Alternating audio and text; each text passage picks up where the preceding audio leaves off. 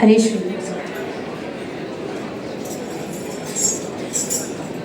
ಶುಕ್ಲಾಂಬರಧರಂ ವಿಷ್ಣುಂ ಶಶಿವರ್ಣಂ ಚತುರ್ಭುಜಂ ಪ್ರಸನ್ನವದನಂ ಧ್ಯಾಯೇತ್ ಸರ್ವವಿಘ್ನೋಪಶಾಂತಯೇ.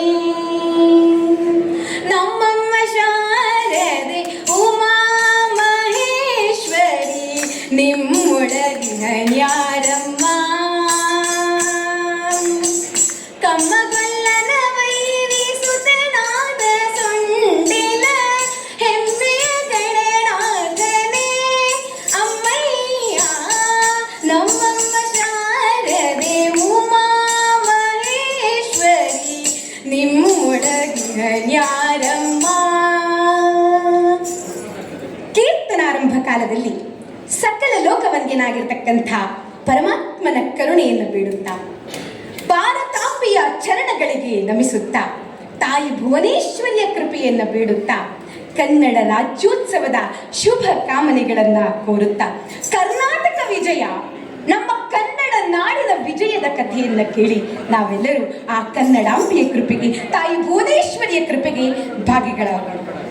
ಭುವನೇಶ್ವರಿಯ ನೆನೆ ಮಾನಸವೇ ಭವಬಂಧಂಗಳ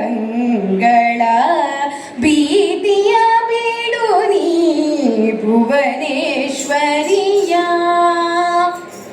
ಭರತ ಭೂಮಿಯಲ್ಲಿ ಪ್ರಸಿದ್ಧವಾಗಿರ್ತಕ್ಕಂತಹ ಮೈಸೂರು, ಮಹಿಷೂರು, ಕರುನಾಡು ಕವಿಗಳ ಬೀಡು ಕರ್ನಾಟಕ ನಾಡು. ಈ ಕನ್ನಡ ನಾಡಿನ ಬಗ್ಗೆ ಹೇಳಬೇಕು ಅಂತಂದ್ರೆ, ಕನ್ನಡ ಸಂಸ್ಕೃತಿಯ ಬಗ್ಗೆ ಹೇಳಬೇಕು ಅಂತಂದ್ರೆ, ಕನ್ನಡದ ವಿಜಯವನ್ನ ಹೇಳಬೇಕಂದ್ರೆ, ಕರ್ನಾಟಕದ ವಿಜಯವನ್ನ ಹೇಳಬೇಕು ಅಂತಂದ್ರೆ, ನಮ್ಮ ಈ ನಾಡಿನ ಹಿರಿಮೆ ಗರಿಮೆ ಬಗ್ಗೆ ತಿಳ್ಕೊಳ್ಬೇಕು ಅಂತಂದ್ರೆ ಒಂದು ಉಕ್ತಿಯನ್ನ ಹೇಳ್ತೀನಿ. ನಮ್ಮ ಕನ್ನಡ ಕುಲ ಪುರೋಹಿತರಾಗಿರ್ತಕ್ಕಂತಹ ಆಲೂರು ವೆಂಕಟರಾಯರು ಒಂದು ಮಾತನ್ನ ಹೇಳ್ತಾರೆ. ಯಾರು ಕನ್ನಡದ ಹಿರಿಮೆ ಗರಿಮೆಗಳನ್ನ ಕೇಳಿ ಯಾರ ಮನ ತಲ್ಲಣಿಸುವುದಿಲ್ವೋ, ತತ್ತರಿಸುವುದಿಲ್ವೋ, ಯಾರನ್ನು ಮಿಡಿಯುವುದಿಲ್ವೋ, ಯಾರ ಹೃದಯ ಕರಗುವುದಿಲ್ವೋ, ನಮ್ಮ ಕನ್ನಡದ ಒಂದು ದುಃಖವನ್ನು ನೋಡಿ, ನಮ್ಮ ಕರ್ನಾಟಕದಲ್ಲಿ ನಡೆದಂತಹ ಕ್ರಾಂತಿಯನ್ನು ನೋಡಿ, ನಮ್ಮ ಕನ್ನಡ ಒದ್ದಾಡ್ತಿದ್ದಂತಹ ಪರಿಸ್ಥಿತಿಯಲ್ಲಿ ಅದನ್ನು ನೋಡಿ ಯಾರ ಮನಸ್ಸು ದುಃಖ ಪಡುವುದಿಲ್ವೋ ಅವರದ್ದು ಕಲ್ಲು ಹೃದಯ ಅಂತ ಹೇಳಿದ್ರು. ಅಂತಹ ಒಂದು ಹಿರಿಮೆಯನ್ನು ಹೊಂದಿರತಕ್ಕಂತಹ ನಾಡು ಅಂತಂದ್ರೆ ಅದು ನಮ್ಮ ಕನ್ನಡ ನಾಡು ಅಂತ. ಹುಟ್ಟಿದರೆ ಕನ್ನಡ ನಾಡಲ್ಲಿ ಹುಟ್ಟಬೇಕು, ಮೆಟ್ಟಿದರೆ ಕನ್ನಡ ಮಣ್ಣನ್ನು ಮೆಟ್ಟಬೇಕು ಅಂತ ಹೇಳಿ ನಮ್ಮ ಕರ್ನಾಟಕದ ರತ್ನ, ನಮ್ಮ ಕನ್ನಡದ ಅಭಿಮಾನಿಗಳನ್ನ ಅಭಿಮಾನಿ ದೇವತೆ ಅಂತಲೇ ಕರೀತಿದ್ದಂತಹ ಅಣ್ಣ ಅವರು ಡಾಕ್ಟರ್ ರಾಜ್ಕುಮಾರ್ ಅವರು ಹುಟ್ಟಿದರೆ ಕನ್ನಡ ನಾಡಲ್ಲಿ ಹುಟ್ಟಬೇಕು ಅಂತಂದ್ರು. ಆದ್ರೆ ನಾವೇನಪ್ಪಾ ಅಂತಂದ್ರೆ ಹುಟ್ಟುತ್ತೀವಿ, ಇಲ್ಲೇ ಬೆಳಿತೀವಿ, 20-25 ವರ್ಷ ಆಗ್ತಿದ್ದಂಗೆ ನಮ್ಗೊಂಚೂರು ಚಿಗುರು ಮೀಸೆ ಬಂದ ತಕ್ಷಣ, ನಾನು ನನ್ನ ಕಾಲ ಮೇಲೆ ನಿಂತೆ ಅಂದ ತಕ್ಷಣ ಈ ದೇಶದಿಂದ ಮತ್ತೊಂದು ದೇಶಕ್ಕೆ ಹೋಗಿ ಅಲ್ಲಿನ ಗ್ರೀನ್ ಕಾರ್ಡ್ ಅನ್ನ ಪಟ್ಕೊಂಡು ಅಲ್ಲೇ ಸೆಟಲ್ ಆಗಿ ಅಲ್ಲೇ ಮದುವೆ ಮಾಡಿಕೊಂಡು ಮಕ್ಕಳು ಮಾಡಿಕೊಂಡು ನಮ್ಮ ಲೈಫ್ ಸೆಟ್ ಮಾಡಿಕೊಂಡು ಇನ್ನು ಈ ನಾಡಿನ ಕಡೆಗೆ ತಿರುಗೂ ನೋಡೋದಿಲ್ಲ. ಮೆಟ್ಟಿದರೆ ಕನ್ನಡ ನೆಲವನ್ನ ಮೆಟ್ಟಬೇಕು ಅಂತ ಹೇಳಿದ್ರು. ನಾವು ಮಣ್ಣನ್ನ ಮೆಟ್ಟೋದಿರ್ಲಿ, ನೆಲವನ್ನ ಮೆಟ್ಟೋದಿರ್ಲಿ, ಮನೆ ಒಳಗೂ ಸಹ ಚಪ್ಪಲಿಯನ್ನ ಹಾಕೊಂಡು ತಿರುಗ್ತಾ ಇರ್ತೀವಿ. ಅಂಥ ಒಂದು ಸಂಸ್ಕಾರ ಸಂಸ್ಕೃತಿಯನ್ನ ಬೆಳೆಸ್ಕೊಳ್ತಾ ಹೋಗ್ತಾ ಇದ್ದೀವಿ. ಆದ್ರೆ ಇದೆಲ್ಲ ಯಾತಕ್ಕೋಸ್ಕರವಾಗಿ ಆಗ್ತಾ ಇದೆ ಅಂತಂದ್ರೆ, ಬದುಕಿದು ಜಟಕ ಬಂಡಿ, ಇದು ವಿಧಿಯೋಡಿಸುವ ಬಂಡಿ. ಅಂದ್ರೆ ಬದುಕು ಜಟಕ ಬಂಡಿ, ಅದು ಹೇಗೆ ನಡೆಯುತ್ತೋ ಹಾಗೆ ಹೋಗ್ತಾ ಇರ್ಬೇಕು. ಆದ್ರೆ ಅದನ್ನೆಲ್ಲ ಮೀರಿ ನಾನೇ ಎಲ್ಲ, ನನಗೆ ಎಲ್ಲ ಗೊತ್ತು, ಎಲ್ಲ ನನ್ನದು, ಬಿಟ್ರೆ ಈ LTI ಮೈಂಟ್ರಿ ನಂದು ಅಂದ್ಬಿಡ್ತಾರೆ. ಅಂತಹ ಅಹಂಕಾರದಿಂದ, ಅಟ್ಟಹಾಸದಿಂದ ಮೆರೆಯುತ್ತಾ ಧೋರಣೆ, ನಮಗೆ ಯಾವುದೂ ಸಹ ವಿಚಾರ ವಿನಿಮಯಗಳಲ್ಲಿ ಎಲ್ಲದರಲ್ಲೂ ನನಗೆ ಗೊತ್ತು ಅಂತ, ಎಲ್ಲ ವಿಚಾರಗಳು ನನಗೆ ಗೊತ್ತು, ಎಲ್ಲವೂ ನಾನೇ ಅಂತ ಮೆರೀತಾ ಈ ದೇಶವನ್ನು ಬಿಟ್ಟು, ಈ ನೆಲವನ್ನು ಬಿಟ್ಟು, ಈ ನಾಡನ್ನು ಬಿಟ್ಟು, ಈ ದೇಶ, ಈ ನೆಲ ಜಲ ಎಲ್ಲವನ್ನ ತೊರೆದು ಹೋಗ್ತೀವಿ. ಯಾಕೆ ಹೀಗಾಗ್ತಾ ಇದೆ ಅಂತಂದ್ರೆ, ನಮಗೆ ಈ ನೆಲದ, ಈ ನಾಡಿನ ಮಹಿಮೆ ಗೊತ್ತಿಲ್ಲ, ಹಿರಿಮೆ ಗೊತ್ತಿಲ್ಲ. ಈ ನಾಡು, ನಾವಿವತ್ತು ಕರ್ನಾಟಕ ಅಂತ ಹೇಳ್ಕೊಳ್ತಿದೀವಿ ಅಂತಂದ್ರೆ ಅದರ ಹಿಂದಿರುವ ಪರಿಶ್ರಮ ಗೊತ್ತಿಲ್ಲ ಅಂತ.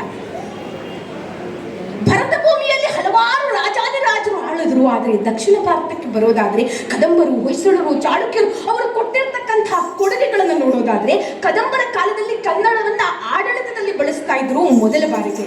ಇನ್ನು ರಾಷ್ಟ್ರಕೂಟರ ಒಂದು ಕೊಡುಗೆಯನ್ನು ನೋಡಬೇಕು, ಇಮ್ಮಡಿ ಪುಲಕೇಶಿಯವರ ಕಥೆಯನ್ನ ಕೇಳಬೇಕು, ವಿಜಯನಗರ ಸಾಮ್ರಾಜ್ಯದ ಕಥೆಯನ್ನ ಕೇಳಿದ್ರೆ ಮುತ್ತು ರತ್ನ ವಜ್ರ ವೈಡೂರ್ಯಗಳನ್ನೆಲ್ಲ ಸೇರಿನಲ್ಲಿ ಅಳತೆ ಮಾಡಿ ಮಾರ್ತಾ ಇದ್ರಂತೆ.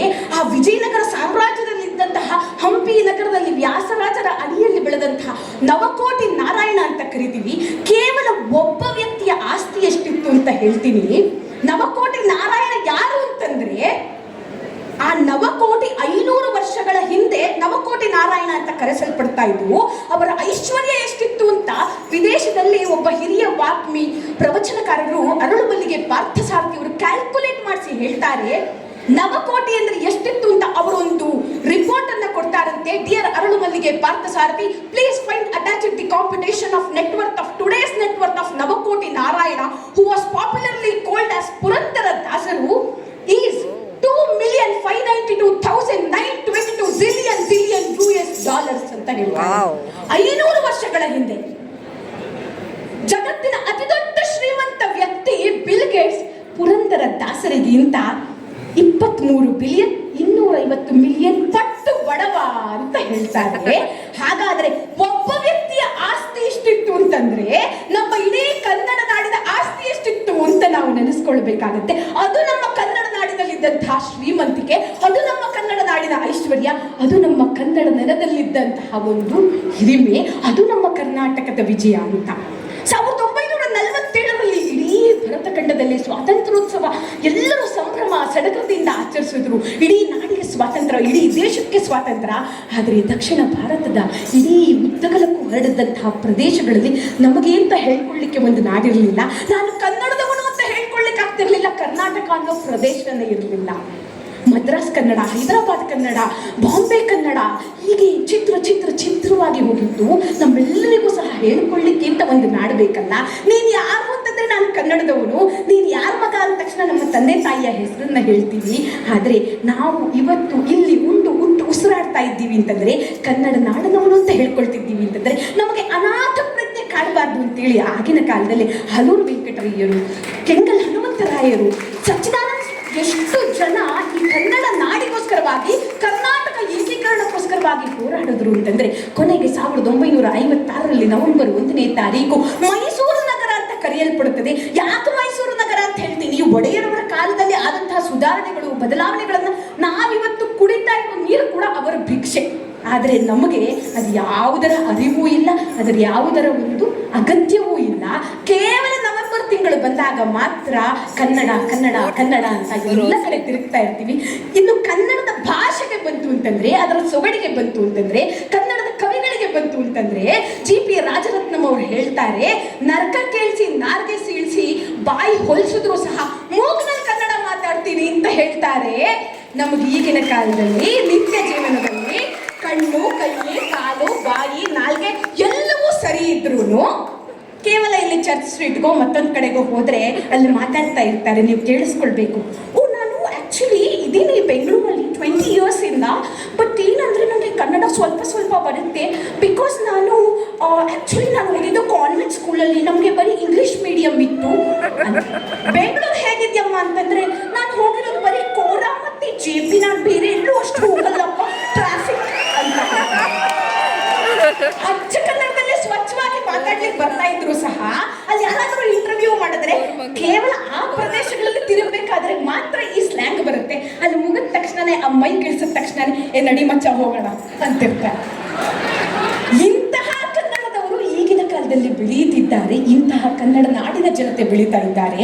ಆದರೆ ಆಗಿನ ಕವಿರತ್ನರನ್ನ ನೋಡಿದ್ರೆ ಕೇವಲ 2 ಪದ, ಕಾಯಕವೇ ಕೈಲಾಸ ಅಂತಂದ್ರು. ಅದರಲ್ಲಿ ಎಷ್ಟು ಅರ್ಥ ಇದೆ. ಅವರು ಕೃತಿಯನ್ನ ಬರೀಲಿಲ್ಲ, ಇಷ್ಟು ದೊಡ್ಡ ಗ್ರಂಥವನ್ನ ಬರೀಲಿಲ್ಲ, 2 ಪದವನ್ನ ನೋಡಿದ್ರು, ಕಾಯಕವೇ ಕೈಲಾಸ. ಅದರಲ್ಲಿ ಎಷ್ಟು ಅರ್ಥ ಇದೆ ಅಂತ ನಾವು ತಿಳ್ಕೊಳ್ಬೇಕಾಗತ್ತೆ. ಈಗಷ್ಟೇ ಕೆಲವು 2-3 ತಿಂಗಳ ಹಿಂದೆ ಒಬ್ಬ ಹಿರಿಯ ಕಲಾವಿದೆ, ವಾಗ್ಮಿ, ನಿರೂಪಣಾ ಕ್ಷೇತ್ರದಲ್ಲಿ ಉತ್ಕೃಷ್ಟ ಸಾಧನೆ ಅಂತಾನೆ ಹೇಳಬಹುದು.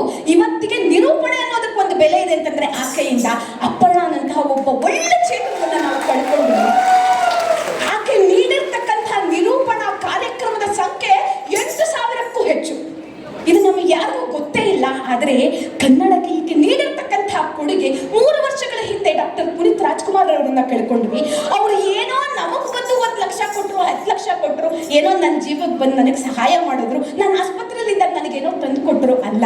ಅವರು ಕನ್ನಡಕ್ಕೆ ನೀಡಿರ್ತಕ್ಕಂತಹ ಕೊಡುಗೆ, ಅವರ ಕ್ಷೇತ್ರದಲ್ಲಿ ಅವರು ನೀಡಿರ್ತಕ್ಕಂತಹ ಕೊಡುಗೆಯಿಂದ ಇಂದಿಗೂ ಎಂದೆಂದಿಗೂ ಅಜರಾಮರವಾಗಿರ್ತಾರೆ, ನಮ್ಮೆಲ್ಲರ ಹೃದಯ ನಾಡಿ ಬಡಿತದಲ್ಲಿರ್ತಾರೆ. ಆದ್ದರಿಂದಲೇ ನೀವು ಕನ್ನಡದಲ್ಲಿರಬೇಕು, ಕನ್ನಡ ನಾಡಿನಲ್ಲಿರಬೇಕು, ಕನ್ನಡ ತಿಳಿಸ್ಬೇಕು, ಏಕೀಕರಣದ ಕಥೆಯನ್ನ ಕೇಳಬೇಕು, ನೀಡಿರ್ತಕ್ಕಂತಹ ತ್ಯಾಗವನ್ನ ನೆನೆಯಬೇಕು. ವರ್ಷಕ್ಕೆ ಅವರಾಗ್ಲೇ ಹೇಳಿದ್ರು, ನವೆಂಬರ್ ತಿಂಗಳಿಗೆ ಸೀಮಿತವಾಗಬಾರ್ದು, ನಂಬರ್ 1 ಆಗಿರಬೇಕು ಕನ್ನಡ ಅಂತ. ಅದನ್ನ ಸದಾ ನಮ್ಮ ಮನಸ್ಸಿನಲ್ಲಿ ನೆನೆಸ್ಕೊಳ್ತಾ, ತಿಂಗಳಿಗೆ ಸೀಮಿತವಾಗಬಾರ್ದು, ನಂಬರ್ 1 ಆಗಿರಬೇಕು ಕನ್ನಡ ಅಂತ. ಅದನ್ನ ಸದಾ ನಮ್ಮ ಮನಸ್ಸಿನಲ್ಲಿ ನೆನೆಸ್ಕೊಳ್ತಾ, ಸತತ 7 ವರ್ಷದಿಂದ LTI ಮೈಂಟ್ರಿ ಅಂತಹ ಸಂಸ್ಥೆಯಲ್ಲಿ ಇಲ್ಲಿ ಎಲ್ಲ ಕಡೆಯ ಜನರಿದ್ದೀವಿ ನಾವು. ಹುಬ್ಬಳ್ಳಿ, ಧಾರವಾಡ, ಬರೀ ಕನ್ನಡದವರು ಮಾತ್ರ ಅಲ್ಲ, ಕನ್ನಡವನ್ನ ಹೊರತುಪಡಿಸಿ ಬೇರೆ ರಾಜ್ಯದವರು ಸಹ ಇಲ್ಲಿದ್ದೀವಿ. ಆದರೆ ಕೇವಲ ಕನ್ನಡ ರಾಜ್ಯೋತ್ಸವ ನಡೀತಾ ಇದೆ ಅನ್ನೋ ಕಾರಣಕ್ಕೆ ಇಲ್ಲಿ 100 ಜನ ಬಂದು ಸೇರಿದ್ದೀರಾ ಅಂತಂದ್ರೆ ನೀವೆಲ್ಲರೂ ಸಹ ಕನ್ನಡವನ್ನ ಇನ್ನೂ ಎತ್ತರಕ್ಕೆ ಕರೆದುಕೊಂಡು ಹೋಗಬೇಕು ಅಂತ ಹೇಳ್ತಾ ನನ್ನ 2 ತೊದಲು ನುಡಿಗಳನ್ನ ತಾಯಿ ಭಾರತಾಂಬೆಯ ಚರಣಕ್ಕೆ, ಕನ್ನಡಾಂಬೆಯ ಚರಣಕ್ಕೆ ಸಮರ್ಪಿಸ್ತಾ ಇದ್ದೀನಿ.